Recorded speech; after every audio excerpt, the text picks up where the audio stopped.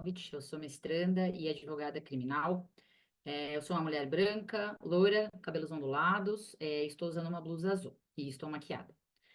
Bem, é um privilégio colaborar com esse curso em que se apresenta uma obra fundamental para o direito penal brasileiro, o livro Fundamentos de Teoria do Delito, do professor Juarez Tavares, a quem prestamos essa homenagem. A essa altura do campeonato, caso vocês tenham assistido todas as aulas anteriores, imagino que já tiveram a oportunidade de aprender muito com o raciocínio do professor Juarez sobre a teoria do delito e a configuração objetiva e subjetiva dos crimes. Nas últimas aulas, meus colegas já apresentaram as bases e o núcleo da culpabilidade, abordando seus critérios gerais e também a culpabilidade em crimes dolosos. Então, hoje, eu vou apresentar para vocês o capítulo A Culpabilidade dos Delitos Culposos. E como o nosso tempo é curto, o objetivo dessa aula é apresentar brevemente os conceitos teóricos que são necessários para a compreensão desse tema, incentivando vocês a se aprofundarem depois no conteúdo. Bem, eu vou começar a compartilhar aqui a apresentação. Só um minutinho. Bem, antes de mais nada, eu acho muito importante a gente frisar aqui que estamos falando da culpabilidade, que é o terceiro elemento da teoria do delito, ou seja, um requisito para a configuração de um crime, e não da culpa, elemento subjetivo da tipicidade, que é o outro requisito também. Bem, isso porque crime é todo fato típico, antijurídico, ou seja, o tipo de injusto penal, como coloca o professor Juarez Tavares, e culpável, certo?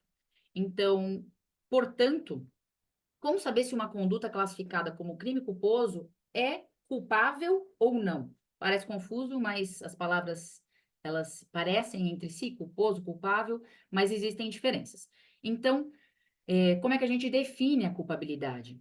A culpabilidade, ela é a reprovabilidade da conduta, ou seja, um juízo de reprovação sobre a realização não justificada do tipo de injusto pelo agente. Em resumo, então, a gente pode falar que o objeto da regulação é o tipo de injusto, né, o que é punível, e a culpabilidade é o porquê é punível, então é o porquê se reprova. Por isso, a capacidade de culpabilidade, ela é diferente em um crime doloso e em um culposo, pois nesse último, o sujeito não realizou uma ação consciente e intencional para o resultado, mas agiu em violação a uma norma de cuidado ou para além dos limites do risco autorizado. Ainda assim, dentro da sistemática do professor Juarez, a culpabilidade nos crimes culposos segue a mesma estrutura empregada nos crimes dolosos comissivos. Você também poderá encontrar referências sobre a culpabilidade, ou seja, são sinônimos de culpabilidade, reprovabilidade ou censurabilidade, que são, como vimos, a essência do que é a culpabilidade. E que, num contexto de teoria sobre a culpabilidade, que acredito que vocês já tenham passado por isso nas últimas aulas, serve para afastar aquele conteúdo psicológico da culpabilidade, diminuindo então essa confusão que acaba gerando culpa, culpabilidade, culpável, que é essa confusão entre culpa e dolo, que são os componentes, então, da tipicidade subjetiva. Passamos, então, à estrutura da culpabilidade nos crimes culposos. Antes, vamos retomar. Os pressupostos gerais da culpabilidade nos crimes dolosos são a imputabilidade, ou a capacidade da culpabilidade, a consciência da antijuridicidade, ou o conhecimento do injusto, e a exigibilidade da conduta adequada à norma penal, que é, então, a possibilidade de ser exigida do agente uma motivação adequada. E a possibilidade de aderência à norma deve ser concreta. Já nos crimes culposos, então, esse slide, o professor Juarez apresenta uma estrutura adaptada, ainda que a sua essência seja a mesma que eu acabei de apresentar. Sendo assim, teremos a mesma capacidade de culpabilidade, né, a imputabilidade, ou seja, o sujeito sabe o que faz e é capaz de entender uma censura, a consciência potencial do injusto, ou conhecimento do injusto, a capacidade de reconhecimento do cuidado, que faz aqui, às vezes, de exigibilidade de conduta conforme a norma, e que se trata da capacidade do sujeito de reconhecer a exigência do cuidado na conduta e de evitar realizá-la. Ou seja, o sujeito tem o poder de não fazer o que faz. E, por último, a capacidade de prever e evitar a realização do resultado. Então, ele tem como evitar essa previsibilidade e evitabilidade. Começando, então, pela capacidade de culpabilidade, o professor Juarez, ele tratará apenas da semi-imputabilidade ou capacidade diminuída, pois, para o autor, uma pessoa inimputável, como um menor de 18 anos, por exemplo, ele não comete sequer uma ação. É uma hipótese de ausência de ação e, portanto, não chega sequer à análise da culpabilidade. Então, a semi-imputabilidade nos fatos culposos, ela ocorre quando a capacidade de entender o caráter ilícito do fato contrário ao dever de cuidado e de suas consequências previsíveis e evitáveis é reduzida pelas condições de sanidade e maturidade mental. Então, são elementos, né, concreto-pessoais biopsicológicos, ok? Essa é também uma definição apresentada por Geshek. Não se questiona que se efetivamente o agente teve ou não reduzido o seu conhecimento do injusto, ou se pôde ou não adquirir esse conhecimento, porque também essas avaliações são feitas na fase anterior, na antijuridicidade. Na culpabilidade, avaliam-se o entender e o querer relacionados à violação da norma de cuidado e seus desdobramentos. Como não se trata de uma confrontação direta com a norma, as expressões perturbação de saúde mental e desenvolvimento mental incompleto ou retardado devem ser ampliadas em favor do agente, tá? Então, é uma avaliação ampliada e mais flexível do entender e do querer relacionados à violação da norma de cuidado. E como meus colegas já passaram pelos fundamentos gerais da culpabilidade nas aulas passadas, eu vou comentar apenas essas diferenças apontadas pelo professor Juarez quanto aos crimes culposos. Então, para a avaliação da semi-imputabilidade, ele indica que, além dessa avaliação ampliada e mais flexível, precisa ter uma interpretação extensiva sobre a existência ou não de doença mental no agente, exatamente em razão dessa falta de vontade consciente, né, que seria do dolo, de violar a norma. Dessa forma, ele apresenta que as doenças indicadas na classificação internacional, no CID-10, podem embasar uma falta de internalização completa das exigências da norma de cuidado. Passando agora a capacidade do reconhecimento de cuidado, além da capacidade geral, então, nos crimes culposos, é apresentada a capacidade de reconhecer o cuidado objetivo e evitar a violação da norma que o institui. É muito importante frisar que, para o professor Juarez Tavares, a culpa inconsciente, ela é incompatível com os fundamentos do princípio da culpabilidade e deve, portanto, ser excluída do direito penal, tá? Então, voltando, quanto aos crimes culposos conscientes, o agente precisa ser capaz de reconhecer, no momento dos fatos, que a sua conduta deveria obedecer os deveres de cuidado, ou seja, que ele era capaz, naquele contexto, de entender que agiu de maneira descuidada. Ou seja, o agente tinha capacidade de evitar a violação da norma de cuidado reconhecida ou reconhecível, que a gente tem uma citação do professor Juarez, na página 566, que resume, né, isso que eu acabei de falar. Essa avaliação, então, ela é feita com base no contexto da atividade e na posição do agente. Por exemplo, um médico que sabe que não deveria realizar uma manobra perigosa no paciente, mas que mesmo assim o faz, acreditando que naquele momento não estava diante de uma situação da cirurgia, que aquela manobra não era positiva, não era permitida, por exemplo, e ao final causa uma lesão no paciente. Então, essa conduta, ela vai ser analisada por duas perspectivas, tá? O que de fato ocorreu, ou seja, essa realidade empírica, e o reconhecimento do cuidado, se estava em condições de reconhecer a violação do dever de cuidado e a possível evitação do resultado. A capacidade do reconhecimento da violação do dever de cuidado, ela é avaliada pela perspectiva do agente individual, que deve, então, estar em condições de poder se motivar de conformidade com a norma, o que é apresentado como, então, uma exigibilidade de conduta conforme para os crimes dolosos, tá? Então, era preciso que esse sujeito soubesse quais medidas eram exigidas na ocasião do exercício daquela atividade para impedir a sua violação, tá? Então, ele deveria saber o que precisava acontecer naquele momento dos fatos. Outra situação é a de alguém que não tem capacitação suficiente para uma atividade. Nesses casos, a pessoa reconhece, mas viola uma norma de cuidado conscientemente, reconhecendo o risco decorrente dessa violação. E isso, portanto, só acontece em crimes reconhecidos como culpa consciente. Ainda assim, que Juarez Tavares nos fala é que diante de crimes culposos, a avaliação da culpabilidade ela é muito difícil, porque pode haver casos em que alguém reconheça a norma de cuidado, mas não a considere uma violação, ou que em determinada situação não reconheça o dever de cuidado, que é bastante comum em casos de erro médico, né? Como eu mencionei agora há pouco.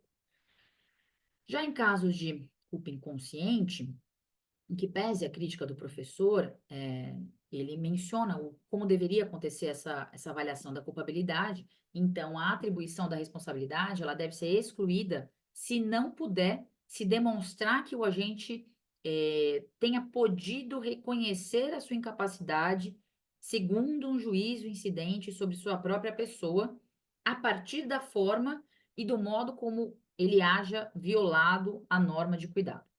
Portanto, mais uma citação, só é possível a atribuição pessoal de responsabilidade quando, diante da forma e do modo de execução da ação descuidada, for inequívoca a conclusão de que ao agente seria possível reconhecer que estava incapacitado para a tarefa que empreendera. Está na página 569. Bem, passando agora ao elemento de previsibilidade e evitabilidade do evento, que é uma característica que a gente pode colocar como sendo de consciência ou de conhecimento, ok? Então, esse próximo pressuposto, que é diferente da culpabilidade nos crimes culposos, e ele também é necessário para a atribuição de responsabilidade, é essa previsibilidade e evitabilidade subjetiva do resultado, tá? Agora há pouco a gente falou da questão da conduta, e aí agora a gente vai falar do resultado, né? Do conhecimento, das regras de cuidado, e agora a gente fala de se ele tem conhecimento, consciência, de que ele pode alcançar aquele resultado com as suas condutas. Portanto, não seria apenas preciso evitar a realização da conduta descuidada, mas também evitar a produção desse resultado em uma relação de causalidade. A previsibilidade exigida, ela é a dos elementos essenciais e de seus desdobramentos, tá? Então, ele tem que estar em condições subjetivas de prever ou poder prever o resultado, mas de seus elementos essenciais, tá? Então, ele não demanda consciência e conhecimento de mínimos detalhes ou desdobramentos excepcionais ou catastróficos. É uma previsão decorrente de um desenrolar normal dos fatos. E aí tem um exemplo que o professor Juarez menciona no livro, que eu vou adaptar um pouquinho, mas um homem, e aí a gente coloca um homem adulto, sóbrio, ou seja, ele tem capacidade, jovem, então, talvez ele não tenha uma maturidade tão desenvolvida, mas ele é adulto, joga uma lata de refrigerante de cima de uma ponte, onde tem um barco, um rio passando embaixo, e aí teria um barco. O agente poderia prever que, eventualmente, essa lata atingiria a cabeça de alguém, se não tivesse um rio de alguém dirigindo ou de alguém passando, ou no caso de alguém, do exemplo do professor do Juarez, passa um barco, essa lata atingiria a cabeça do motorista, do piloto, e isso causa um outro acidente maior. Esse barco bate em uma outra embarcação, todo mundo morre. Então, esse tipo de previsibilidade não é exigida, porque ela está fora de um desenrolar normal dos fatos. Já a evitabilidade, ela constitui, em última análise, um requisito negativo essencial de limitação da atribuição pessoal de responsabilidade. Para afastar essa responsabilidade, não é preciso demonstrar que o resultado era inevitável. O que precisa que se demonstre é que o agente poderia evitá-lo. Então, por exemplo, uma pessoa que tenha um mal súbito num carro, decorrente de uma condição de saúde que ele não sabia que tinha, não há como alegar que esse motorista tivesse como prever e evitar, especialmente, o resultado fatal de um acidente, de forma que ele não pode ser culpável dessa forma. Então, para afastar a culpabilidade, é necessário que o fato e o resultado não pudessem ser previstos pelo agente, segundo suas condições pessoais ou biopsicológicas, e ou então que a conduta e o resultado não pudessem ser evitados. Portanto, não se trata aqui de fundamentar a culpabilidade em livre-arbítrio, ou na liberdade, ou na autodeterminação.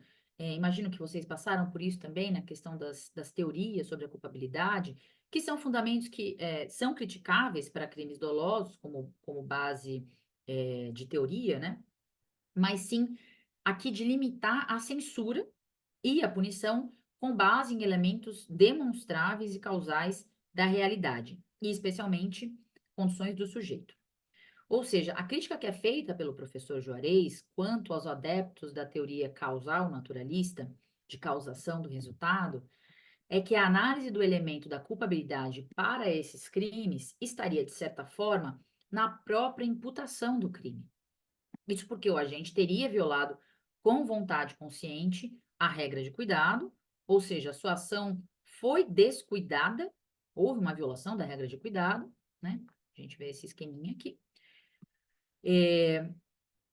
De forma que o resultado era previsível ou evitável. Então, a sua ação descuidada causou um resultado que era previsível e evitável por aquele sujeito específico. O que a crítica de Juarez Tavares fundamenta é na necessidade de realização de uma aferição da imputação subjetiva, que é exatamente a análise da culpabilidade. Ou seja, baseada na capacidade pessoal do agente, não apenas na causação objetiva de prever e evitar o resultado. E essa demonstração causal, ela precisa ser concreta, ou seja, ela precisa ocorrer para aquela situação específica, para aquela realidade e especialmente tendo como parâmetro aquele sujeito específico com suas condições psicológicas e funcionais, então, de capacitação, não bastando apenas alegações abstratas. As dificuldades de previsão e evitação do resultado, elas são bastante frequentes em casos de acidente de trânsito, atividades médicas ou de outras profissões que demandam cuidados, né, que tem muitos deveres de cuidado.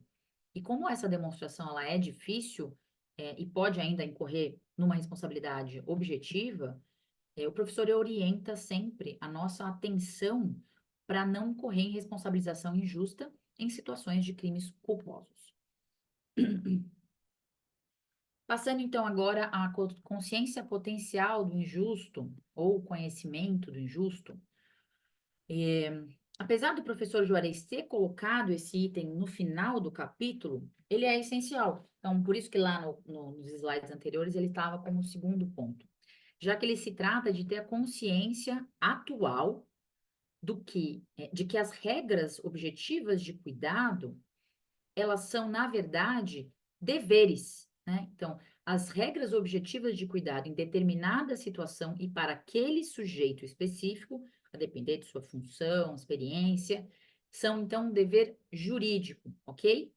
E, além disso, é exigido que se saiba ou possa saber que o resultado era reprovado juridicamente, então, que ele era reprovável pela ordem jurídica.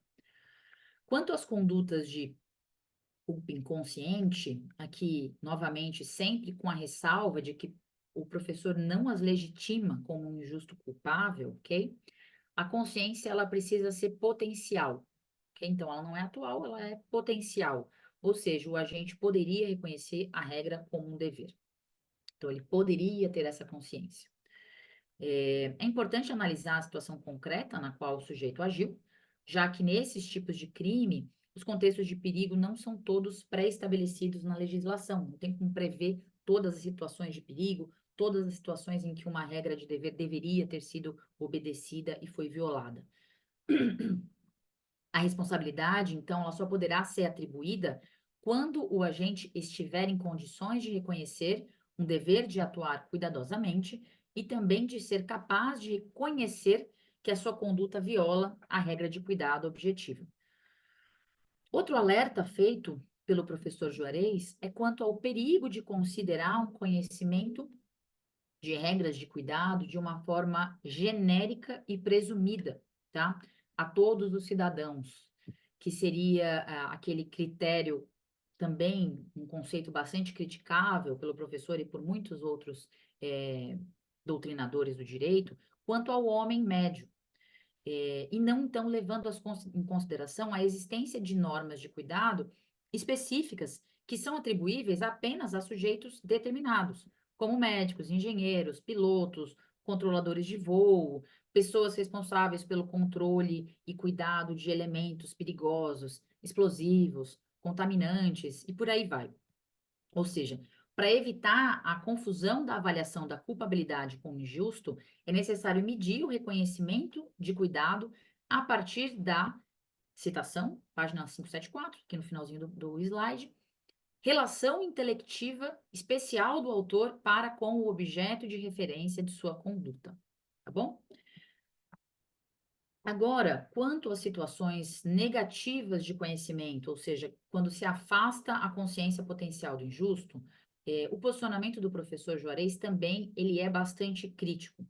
Vejamos o tratamento dele sobre os erros em crimes culposos. Bom, inicialmente, o professor expõe que o critério para avaliação da inevitabilidade deve ser sobre o sujeito específico e não com a ideia do homem médio que eu acabei de mencionar. Como diz o professor Maurício Dieter, em uma aula que eu assisti há muitos anos atrás, ele fala que falar em homem médio é tornar monocromático o que é infinitamente colorido.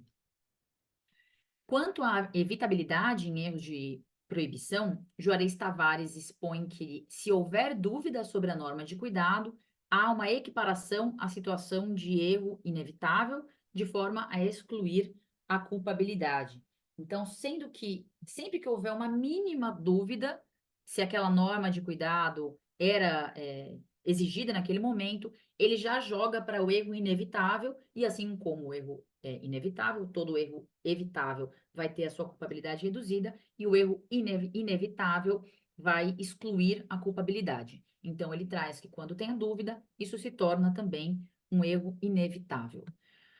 Avaliando os erros de tipo permissivo, o professor esclarece que, ultrapassada a imputação do crime doloso, ou seja, quando a gente desconhece ou conhece falsamente algum dos elementos de uma causa de justificação, a avaliação do crime culposo, que sobra nessa situação, só será positiva se for possível e razoável que o agente, segundo as suas condições pessoais, novamente, tenha conhecimento das circunstâncias acerca das causas de justificação da conduta. E quanto ao erro de permissão, ele também traz a mesma questão, os mesmos princípios apresentados quanto ao erro de proibição. Ou seja, sempre que houver uma dúvida, aquilo se torna um erro inevitável e, portanto, afasta a culpabilidade. Em resumo, fica bastante evidente que Juarez Tavares é bastante restrito quanto ao preenchimento do pressuposto do conhecimento de injusto em crimes culposos, especialmente quando há contextos de erro. Indo agora para as causas de exculpação, e já finalizando a nossa breve exposição, como vimos ao longo dessa apresentação, que foi baseada, então, no capítulo do livro Fundamentos de Teoria do Delito, de Juarez Tavares, defende que a atribuição de responsabilidade pessoal em crimes culposos deve ser feita a partir de fundamentos que digam respeito à concretização de um juízo de capacitação pessoal e não com base em princípios genéricos. Então, novamente, a gente vê esse cuidado do professor em evitar em limitar a punição, né? Em limitar a punição estatal e garantir os deveres, os direitos do sujeito. Então, sempre norteiam o pensamento do professor essa limitação da punição estatal. Por isso, E aí, a gente tem essa citação aqui que também é muito interessante. Ele coloca que a concepção de uma culpabilidade limitadora conduz a admitir todas as formas de sua exclusão, à medida que digam respeito às impossibilidades reais de atuar de outro modo. A dogmática desenvolveu, então, situações específicas de exculpação, que são excludente de culpabilidade, com base na exigibilidade da conduta diversa, essa definição geral que eu coloquei aqui em cima. E imagino que nas últimas aulas, meus colegas já apresentaram essas exculpações, essas causas de exculpação. Então, eu vou destacar apenas as particularidades que o professor Juarez coloca nesse capítulo, tá? Então, ele coloca que no estado de necessidade exculpante, na coação irresistível e no excesso de legítima defesa, no excesso excusável de legítima defesa, é importante o juiz analisar e atender à grandeza do perigo para o bem jurídico do agente ou daquele que ele salva ou protege frente a uma ação típica e antijurídica que acaba sendo praticada. Já na obediência hierárquica, ele traz uma discussão que, se a ordem for de vinculação obrigatória, extralegal, exculpa-se, pois o agente encontra-se em uma situação de conflito que torna inevitável a perda do bem. Para avaliar a existência desse dever de obediência, devem ser analisadas as condições pessoais do agente e se o perigo para o bem jurídico era inevitável e se houver descumprimento dessa ordem hierárquica. Okay? Então, se era inevitável o perigo para o bem jurídico quando ele descumpriu a ordem hierárquica. Se ele descumprisse a ordem hierárquica, desculpa. E se for uma ordem de vinculação facultativa, ou seja, seu cumprimento constitui um erro de proibição, já que contraria a norma penal ou ofende direitos e bens da humanidade. Aí a sua explicação, a sua aplicação, se dá da mesma forma que apresentamos no tópico anterior. Se inevitável, estará excluída a culpabilidade, se evitável, subsiste a culpabilidade, podendo-se embora admitir a sua exclusão em caso de dúvida ou de mínima dúvida quanto ao erro de proibição. Então, essas são pontos que ele difere da doutrina majoritária, ok? Normalmente não é assim que a gente vai ver. E, por fim, a responsabilidade, ela é regida, no geral, na culpabilidade de crimes culposos, pelo princípio da subsidiariedade. Então, sempre que houver a possibilidade de se resolver o caso ou a situação de uma maneira menos rigorosa e menos gravosa para o agente, vai ser preferível alcançar essa solução de exclusão de culpabilidade, o que pode ocorrer pela aplicação da transação, pela conversão da pena em reparação do dano ou com sanções administrativas. No finalzinho do capítulo, o professor traz a questão do TAC, né, do termo de ajustamento de conduta em crimes ambientais, que também sempre vai ser preferível fazer uma responsabilidade administrativa a reconhecer aqui a culpabilidade como crime, tá bom? Como elemento do crime. Bem, terminando então essa aula, queria concluir falando então, Juarez Tavares, ele diz muito que você pode ficar procurando o fundamento da culpabilidade em diversos âmbitos, psicológico, normativo, na política criminal, na economia política, mas é possível supor simplesmente que punir alguém é em si um ato de irracionalidade e que todo ato político de dominação é um ato de violência que não se justifica. Então, se compreendermos que um ato de violência não tem caráter pedagógico, que não existe ensinar por meio da violência, então não se precisaria sequer procurar um fundamento da censura, da culpabilidade. Então, de alguma forma, a partir do pensamento crítico do professor Tavares, a compreensão da culpabilidade seria nada mais do que a busca pelo fundamento da violência, pela justificação da violência, né? Esse fundamento da censura se torna, na verdade, uma busca pela justificação da violência. É isso, eu finalizo aqui com indicação de alguns autores, como sugestão de aprofundamento do tema. Luiz Alberto Machado tem esse livrinho aqui, ó, pequenininho, de direito criminal, chama Direito Criminal, parte geral. Ele apresenta os elementos de culpabilidade e nele, por exemplo, chama de censurabilidade.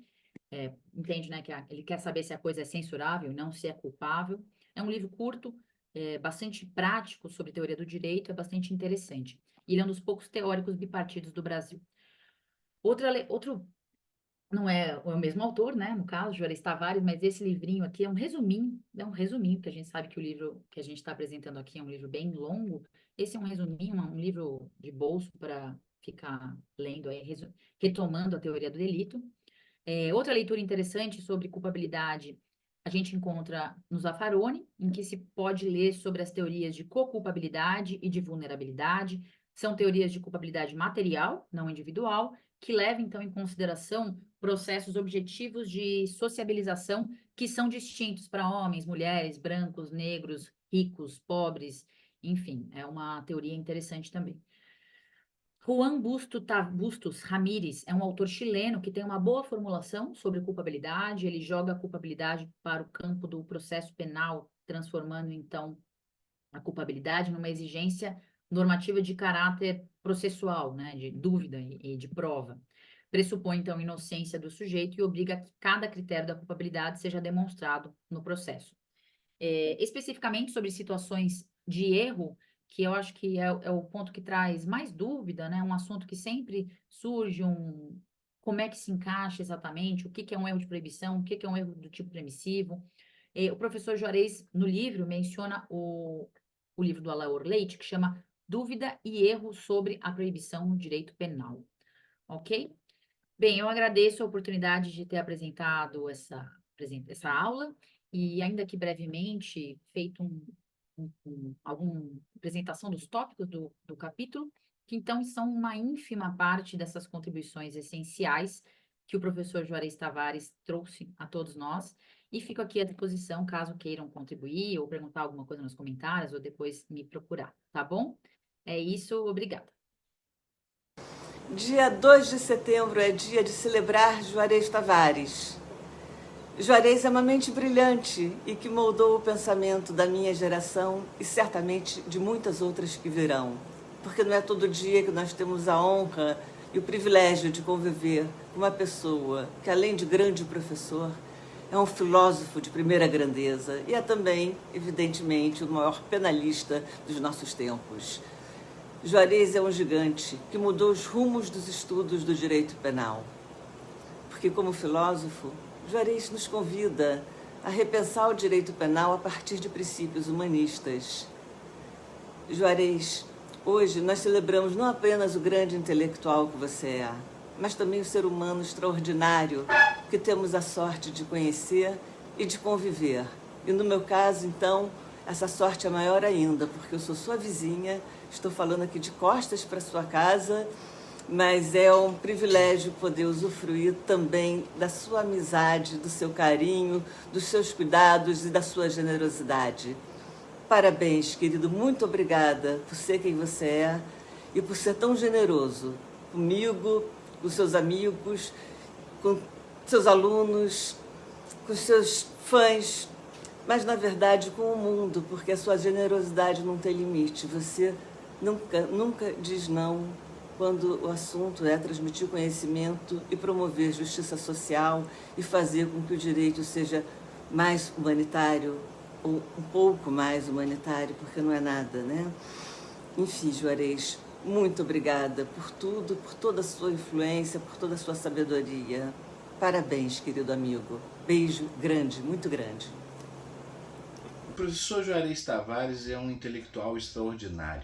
Reúne inúmeras qualidades. É uma pessoa que sente indignação com a injustiça, é um humanista, um democrata. Enfim, não se deixou envaidecer ou ser tomado pela arrogância, o que é algo não incomum, às vezes, no meio acadêmico, de modo que é uma pessoa cujo convívio agrega. Sinto-me honrado em gozar e desfrutar de sua amizade, de fazer as resenhas virtuais com ele nos dias de jogos do Flamengo. Grande Juarez, vida longa e que sejamos campeões brasileiros e da Libertadores da América.